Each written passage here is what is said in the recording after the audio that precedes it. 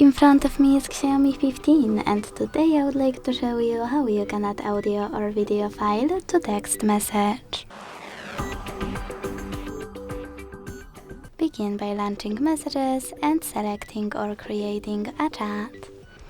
Now tap on this plus at the bottom left corner to hit files and find your audio one over here by tapping audio at the top, by selecting one of those apps, or by tapping on those three lines at the top left corner to pick one of those sources. Either way, just click on your file. Now, to add a video one, select gallery section instead, look for it here and click on it to attach it. Or, if you can't find it here, select folders and look here. Then click on it. Thanks so much for watching. If you enjoyed this video, leave a like, comment and subscribe.